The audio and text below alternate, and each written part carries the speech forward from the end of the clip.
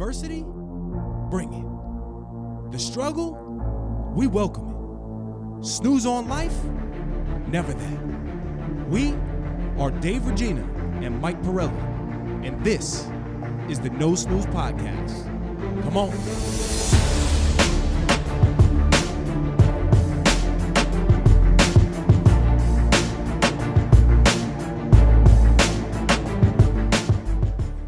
And we're back for episode 16 of the No Snooze Podcast. Dave, how the hell are you? Listen, man, I told my wife before we recorded, I'm bringing positive energy to this podcast right now. Not that we always don't, but just like you're saying, there's so many things that are against us right now. So I am committed to being on another level today, kid. You with me? Are we talking like you're going to be cheerleader Dave, like fired up? Listen, I'm fired up. No, just in my head, really. But I need that same output just from myself, because if not, then the brain starts working, you start going crazy. Yeah.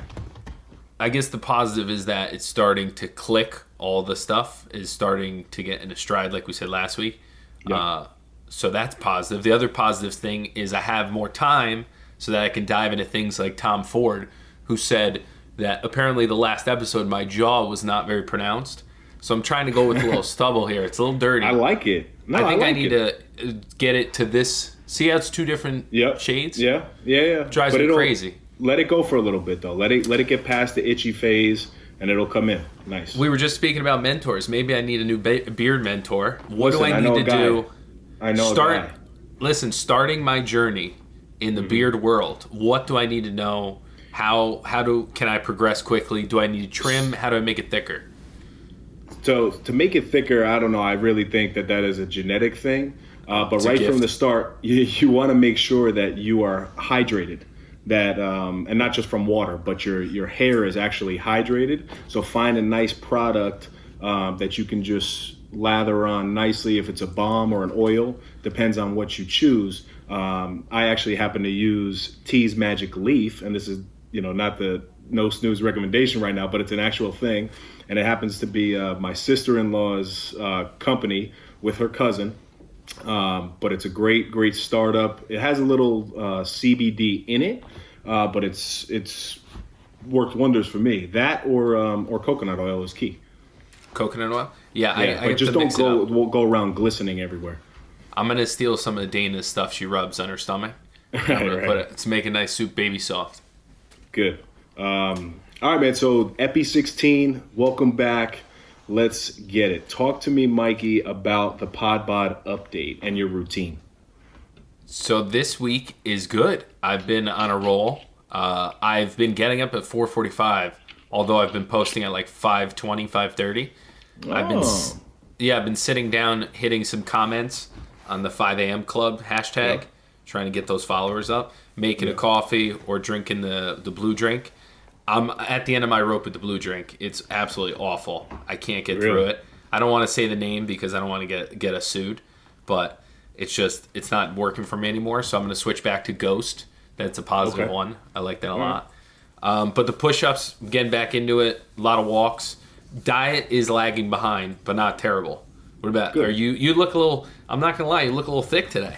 Yeah, man. I feel a little thick, but I'm. Are your legs just super skinny from all the Peloton? Your upper body? No, look, man. I'm just getting tight. I'm getting tight, kid. That's what it's about these days.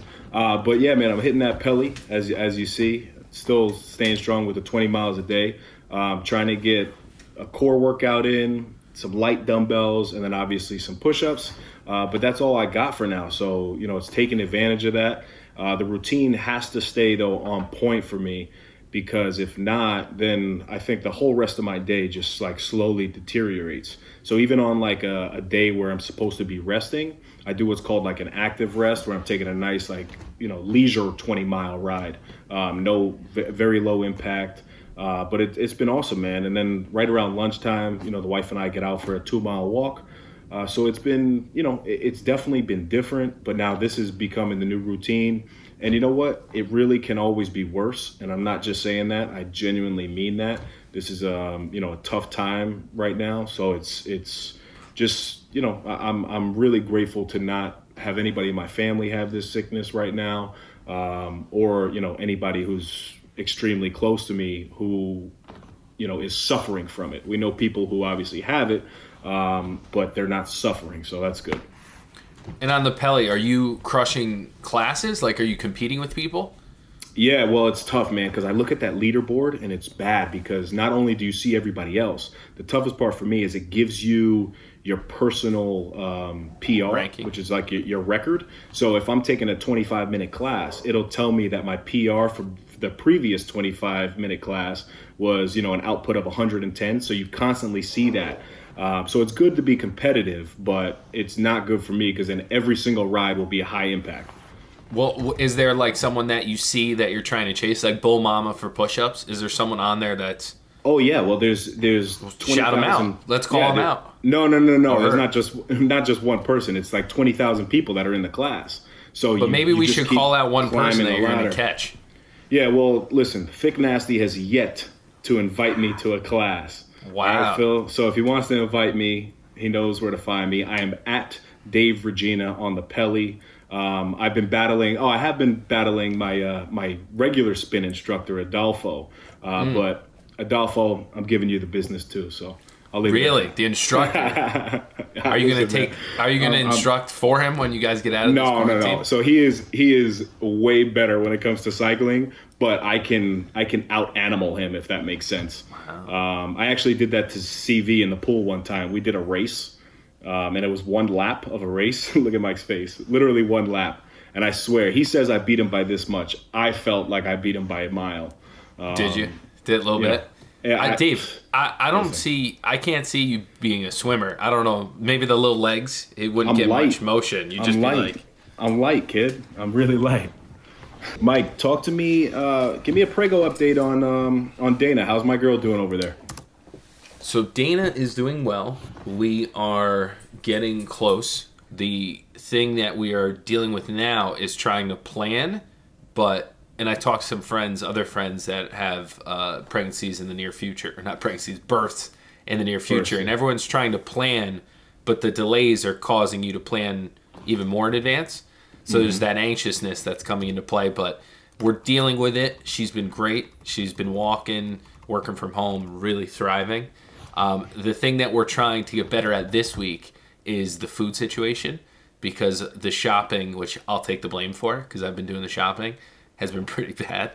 I've been like frantic when I get in there, and I just like you say, where you go in and the place is gonna blow up in 20 minutes. That's my mindset. Right. You see, but I'm already prepared for this scenario, Mike. I've been doing this for years. I was gonna say you're playing chess, I'm playing checkers. So I go in and I'm like, all right, what are my defaults?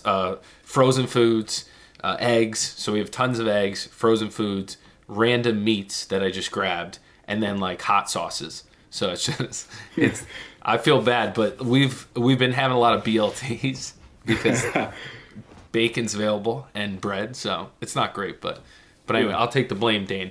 But she has been good, and she's super pregnant still. So good, man. No, it's amazing. There's a lot going on. We finished, and your guys' nursery looks beautiful. Yeah, man. And look, she can take credit for we did a lot of nude colors, like we said, and we did a bunch of grays and nudes and creams, but we did that stripe on the wall, which she could definitely take credit for. But look, the crib is in. I had to navigate the guys through the door with the installation. So I'm an architect, like we said, man.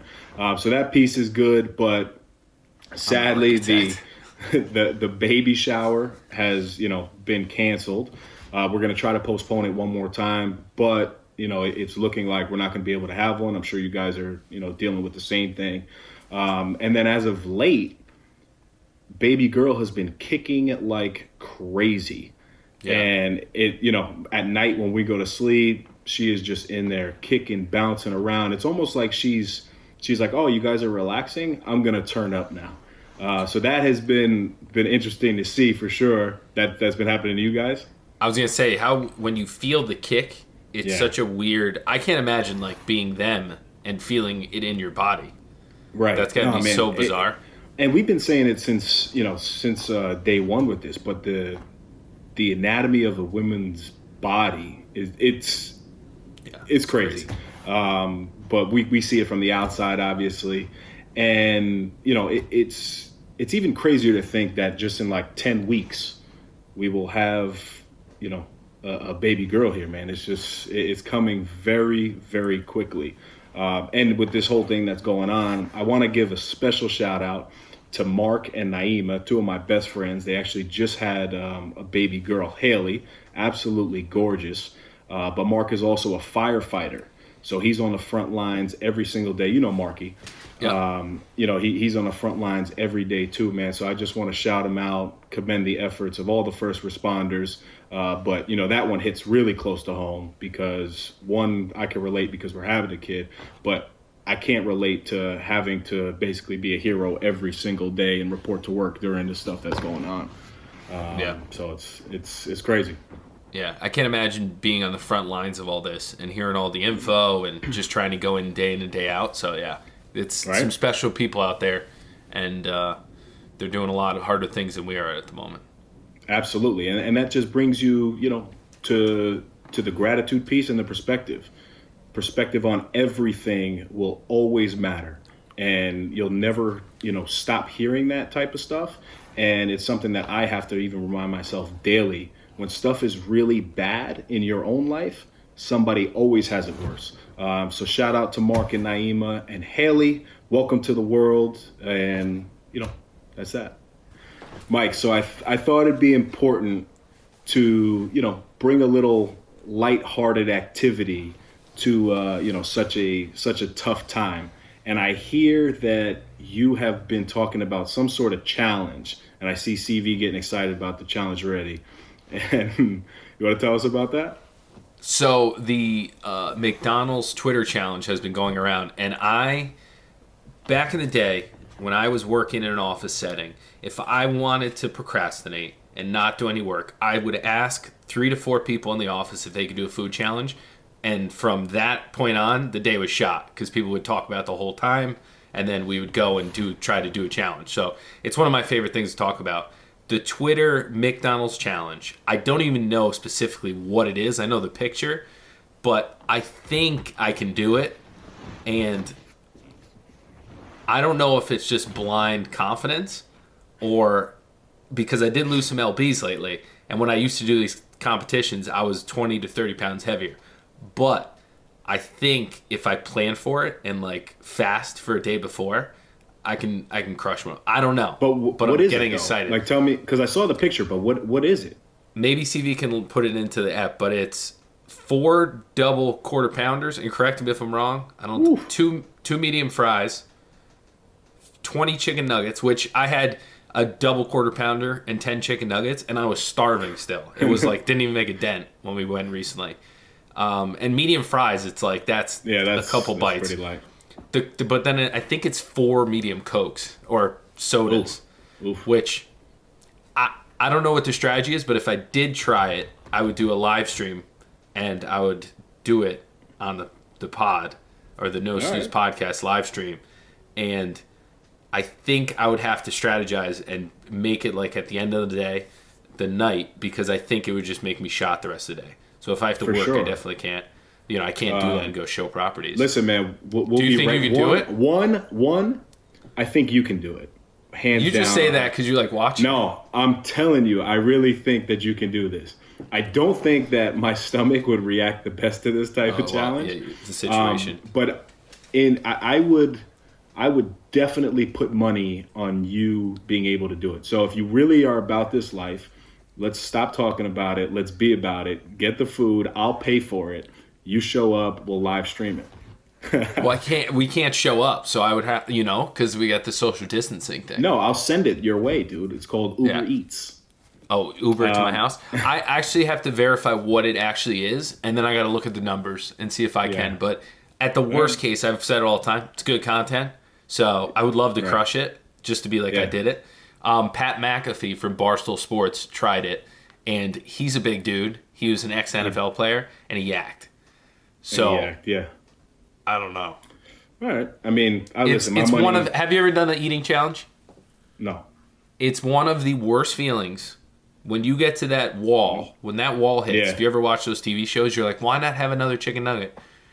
I did 79, and I could not get the 80th because every bite was like biting into like a rock, and I got shivers. It's crazy. It's not easy. You've done a couple of these. And I'm not even good at it.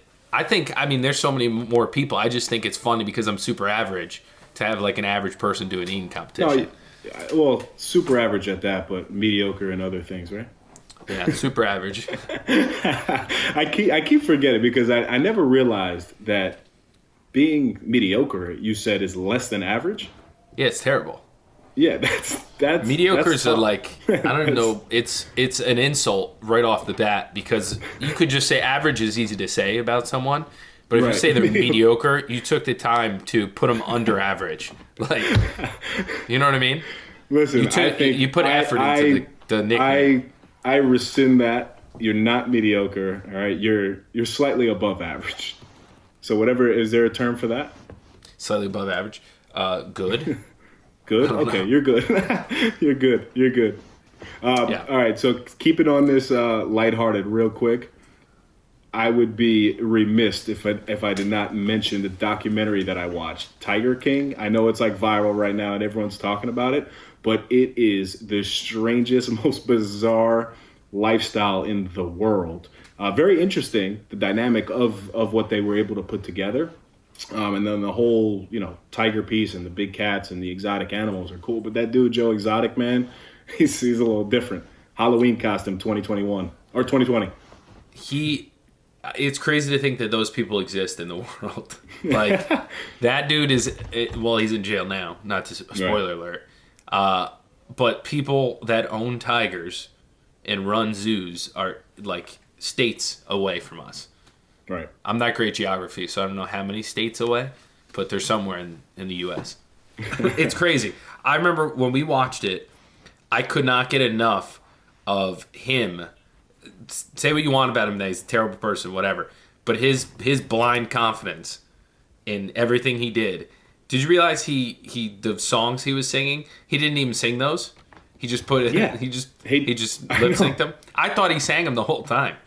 I said, damn, like these songs are great. And then like his idea of the polygamy and the manipulation that went on. It's just a wild, intense documentary. So if you got some spare time to be snoozing, that's definitely a snooze moment. Give us your no snooze recommendation, Mike.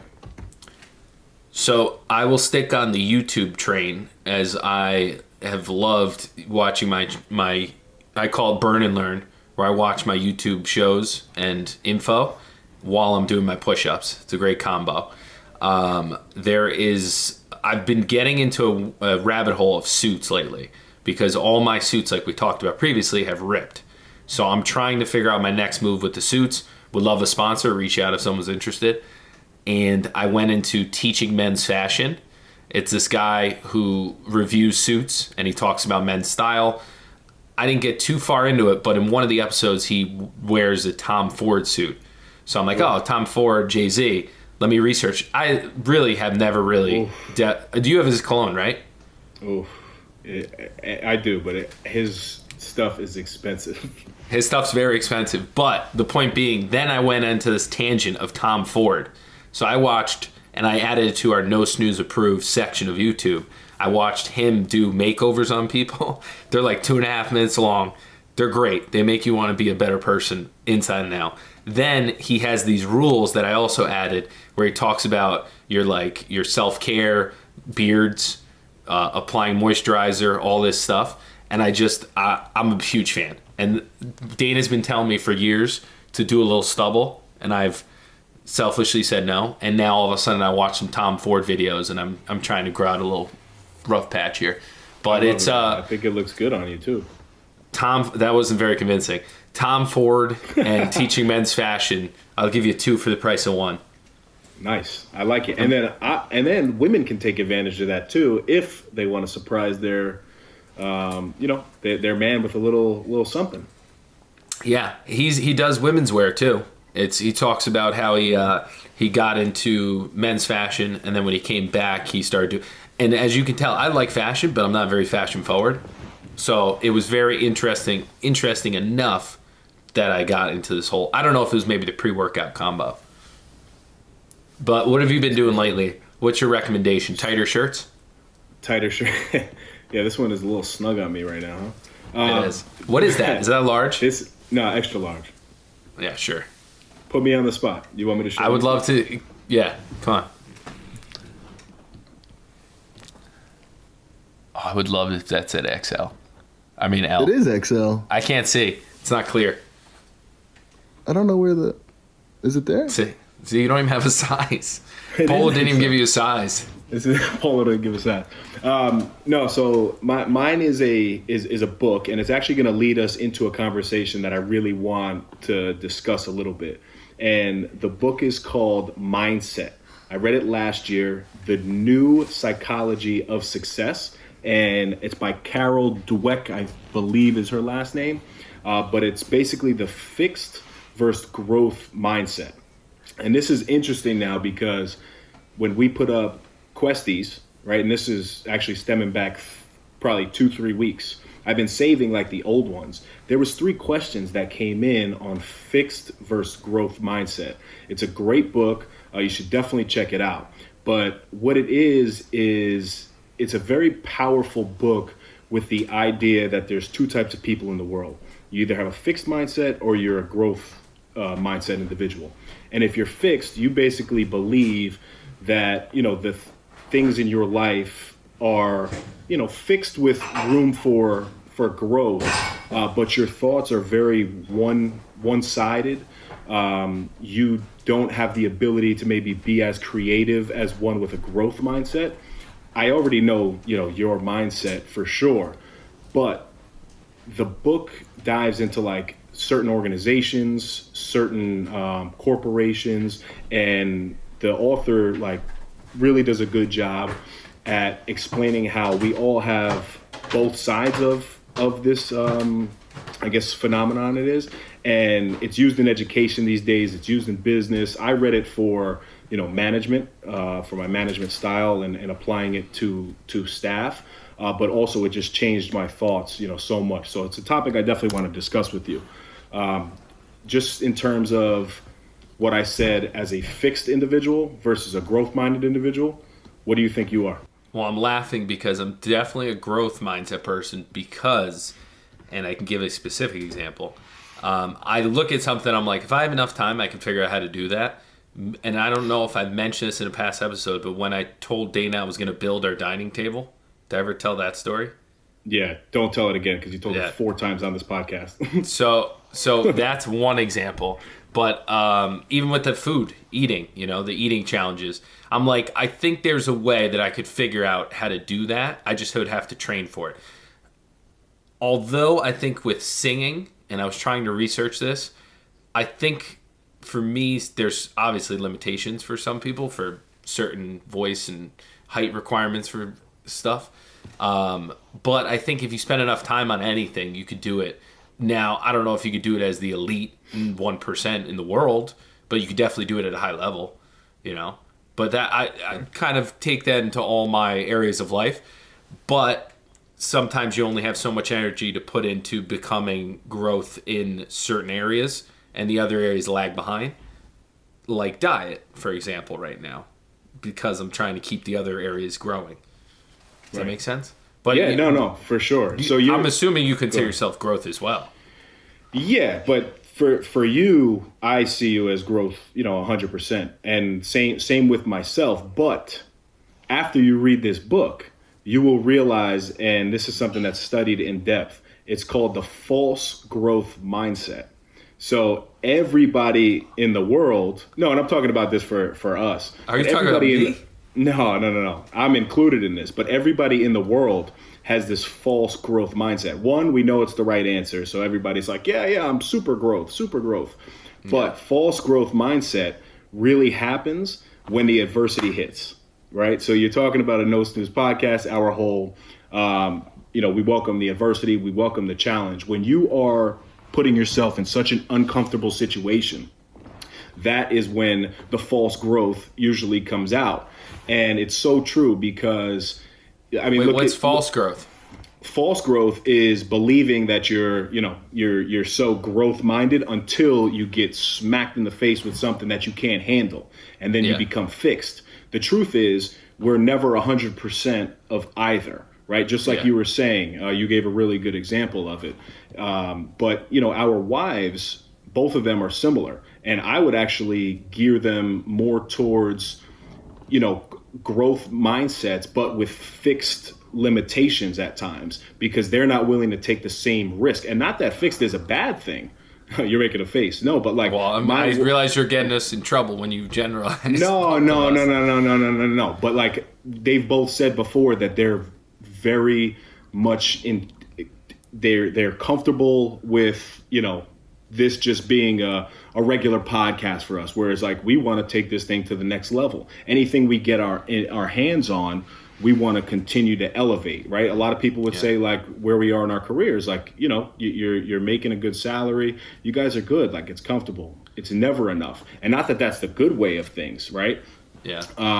But you could do a combination of the two. Like, you could have a fixed mindset as far as principles, right? Yes. In theory, like you could have fixed, not too fixed, but but general outlines. The strategy to this whole thing, and it's something that I'm like very mindful of throughout this whole process. And a very easy example is to look at somebody who has like a really phenomenal work ethic at work, and then they can't get into their own, fitness routine. They can't diet well. They just can't do it, right? That is you being a growth individual in certain aspects of your life, but being limited. So now it's identifying the limiting factors in terms of that fixed mindset and being as growth oriented as possible.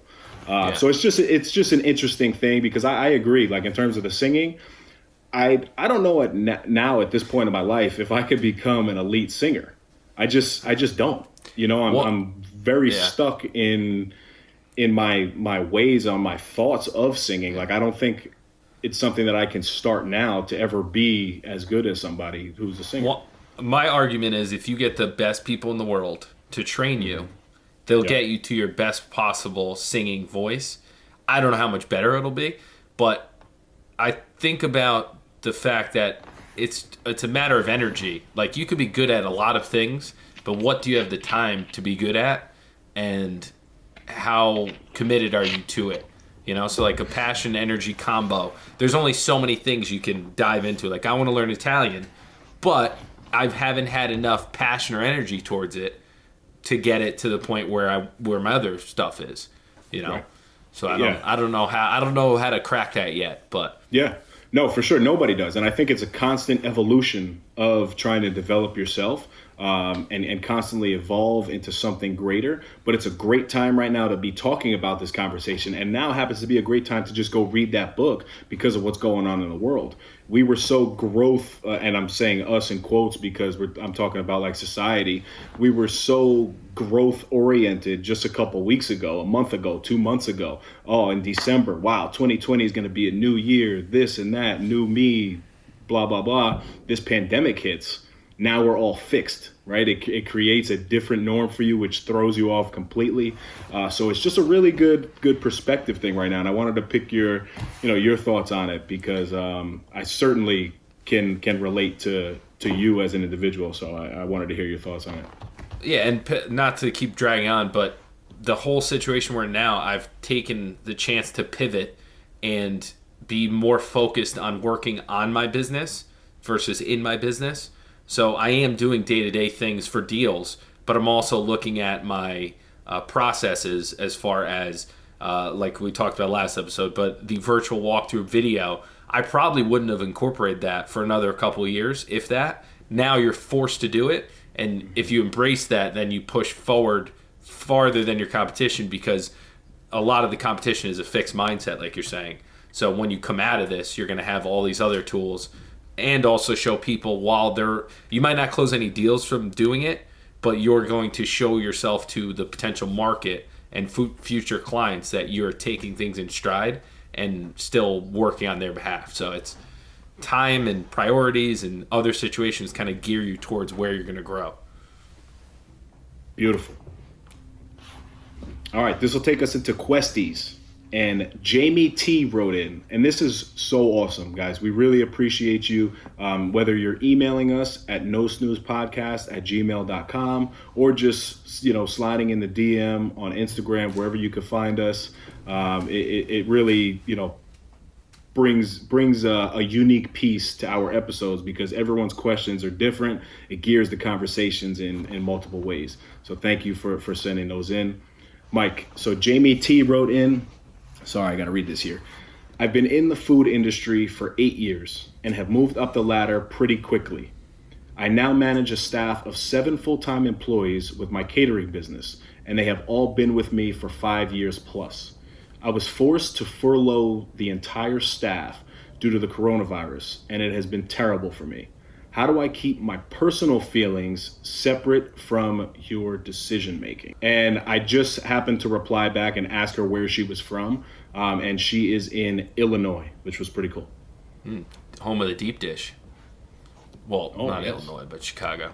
Am I taking this first? Yeah, I mean, we could both go, but yeah, if you want to jump in, it's really, how do you keep your personal feelings separate from your decision making in a situation like that? So I think my answer to that would be communication. You can communicate your feelings towards them and appreciate all their efforts and hard work. And let me preface this by saying I don't manage a lot of people, but I do manage clients, and I talk to clients on pretty tough topics and have to give them tough conversations. But communicate to them why you're doing something and explain the facts. And if you have good reason, for example, you will go out of business and they won't have a job anyway. And I'm trying to furlough you so that when we get out of this, we may still be in business and I can hire you back. So explaining why you're doing something and the potential plan or future that it potentially opens up to communicate to them why this tough situation they have to do. That would be I don't know. I think over communication always helps. That's a great point, Mike. And yeah, just to be clear on the whole furlough thing, like if people don't know what that is, they basically have a job when things return back to normal. So it's much different than a layoff. Major corporations like Macy's is doing that right now. They choose to do this versus firing the entire staff because it's still, some sort of positive thing. I put myself in Jamie's shoes, and if this was the case, the real question is keeping my personal feelings separate from your decision making. So I echo you, Mike, when you say communicate, but you don't have to separate it in this time, right? Yeah. You showing compassion, you being able to understand that this situation is only happening because it's an uncontrollable, like we always talk about. This is something that was not foreseen. I don't think anybody in the world right now who's going through this can be mad at you or feel some type of way about it. Yeah, it just flat out sucks. But in a situation like this, when you're managing people, you pull them in and you have that conversation and you show your feelings. Because I'm sure, Jamie's getting hit with this too. Like, this can't just be like, oh, I'm going to lay off my employees so I can keep my astronomical salary. If it's a catering business, I'm sure catering is not doing the same numbers that it was doing. My advice there would be combine the two in this situation when usually it's something to separate. Now it's something to communicate and full on disclose exactly what's going on. So we definitely wish you the best there. That's tough. The one other thing I want to add is that I know that's your current situation, but what I've seen in posts and local businesses is that they're trying to repurpose their workers. So even though they have to furlough them, they try to give them other means and avenues to help the business in the short term. So they've been converting people to drivers to deliver food and, home meals. So maybe something you can consider is doing something like that. And I saw a post where they said, we had to furlough employees. They are now doing delivery for the company. We can't afford to pay the delivery people, but if you could please tip them generously and keep us in business, that would be great. Like a letter to everyone. Wow. I thought that was really smart. That is really smart. It uses the masses, and not saying that it's going to work, but it gives you a chance and at least maybe puts a little money in people's pockets. I know everyone is trying to cut back on expenses all across the board, so. Mm-hmm. But Great I piece. thought that was. All right, Mike, the next one. Let me finish this before you ask who it's from. I've been with my girlfriend for 3 years now. She has always matched my energy, but lately, now that we're home, I'm getting tired of being around her daily. The apartment is a bit messier than usual. She's not working out with me and the complaining doesn't stop. Please don't mention my name here, as I'm only seeking advice and don't want her to feel bad. Thanks. Right? But why? Jesus Christ. Can you relax? Can you relax? Can relax. We're taking relationship questions. Yeah. So my, you want me to take it first? Yeah, I have thoughts, but I'll take it with first. a grain of salt. But it's Go a ahead. little right. And again, we're not ever claiming to be experts here, Mike. But if people are asking us questions, and now my answer I think is a little cold. Jesus. But I gotta spit it the way I feel it. So stop allowing her to dictate your energy in the relationship right now. And have we ever stopped to think about that maybe she's more thrown off by this whole pandemic than you are, right? So my advice would be to be a man, step up and try to do things that you haven't done before to take your relationship to the next level. I'll give you a perfect example because this is something that I'm working on all the time. I was actually sitting on the couch watching TV, and I almost said to my pregnant wife, and I had to stop myself because I looked in the corner and I saw a dust bunny, right? But instead of making a slick, sly comment like I usually would do, I took the perspective of, wow, you know what? She's pregnant right now. Don't you dare go there even though you want to.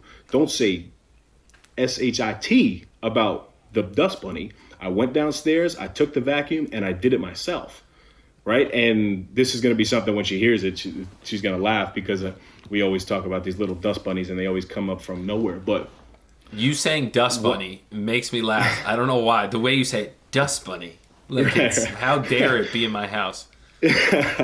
but it's like, stop that. Change the thought process. Like, be there for your woman right now. She obviously needs you because if you're saying that, things were great and now you're just sick and tired of her daily, everyone gets sick and tired of everyone, dude. Like any marriage you ever get into, any relationship you get into, at some point you're going to get sick of one another. And now you happen to be in the same household. Create some space though. Like my wife works upstairs, I'm downstairs, right? We have lunch together, then we split up again.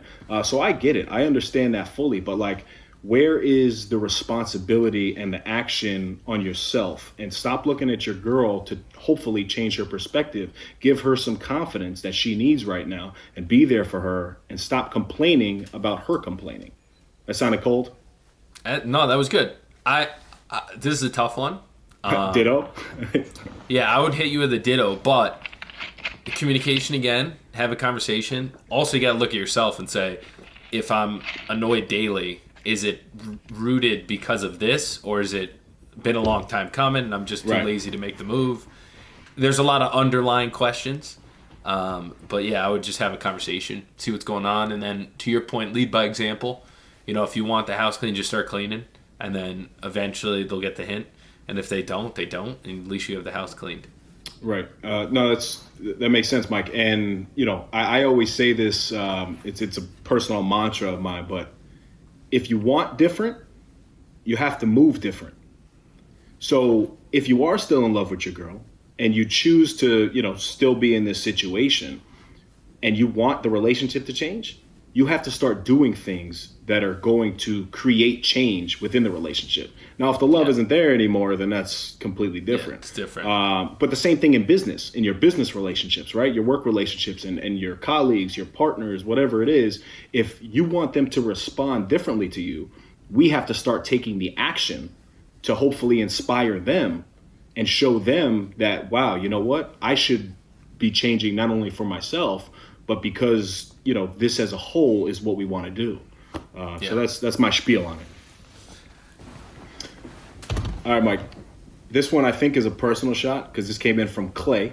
I actually used to work with Clay, but says, "Why do you continue to wake up so early if you're working from home?" It's a good one. So 2 things. I'm going to look into the camera when I say this. 1, don't judge me. Join me. I'm just playing. But the thought process for me, right, then again, for me, has always been if I challenge myself in the first part of my day, right, and I'm active, usually if I create some sort of, I guess if I put myself through a hard workout physically, the rest of my day just looks so much easier. So I'm not fighting I'm not fighting, a way to get into positive momentum. I'm establishing it early. So just because I'm staying home doesn't mean that I don't have to be on my laptop by 8:30 in the morning. So that routine doesn't change. What about for you, Mike? Yeah, I think the routine is key, like you said. It works for me now, so that I get into my time to be able to work on No Snooze stuff, to do my push-ups, to walk the dog. When I slept in and I slept through my alarm the day I texted you guys, Petey woke me up. My whole day I felt a little discombobulated because I was playing catch up. I didn't get my morning stuff done and get it kicked off on the right foot. But that being said, if you're not a morning person and you prefer to do different times of the day, just make sure that you're getting all the juice out of your day you can. For us, we have wives, we have other commitments, we have jobs that usually start around 9 or whenever. So for us, it makes sense to gain some time in the morning. Whereas for someone else, if they're starting at 4 in the afternoon, maybe you don't have to do that. We're just trying to create more time and more progress. Right. Progress over perfection is key, right, Mike? Yes. What was the quote from yesterday? 100% done is better than 100% perfect? Something like that. All right. Yeah, it might be my mantra. Your quotes are fire, by the way. People are loving it. Nice and brief. See how they're brief? Because if you go too long, people's attention spans are terrible. Yep, but then you also started to incorporate the green, right? The green color, it means what? Greenwich. Buy a house for me if you move to Greenwich. No, green is positive. We were using red, and we do like the color scheme, but the red on the Dow, stop signs, there's a lot of things that it correlates to. So we were thinking for our brand, we want people that are going to go, to be positive, to be green. Right. Good stuff. All right, Mike, we got some good feedback on this section last week, so we'll stick with it. And I think it is Would You Rather, but your title was... snooze on it. Just to snooze or not to snooze? To snooze or not to snooze. Okay, that is the question. Would you rather win $50,000 or your best friend win $500,000? Best friend, because then I just get $50K from him or her. Right, you hope. No, absolutely, I would. I'd be like, listen, I was given a choice to get $50,000 to myself.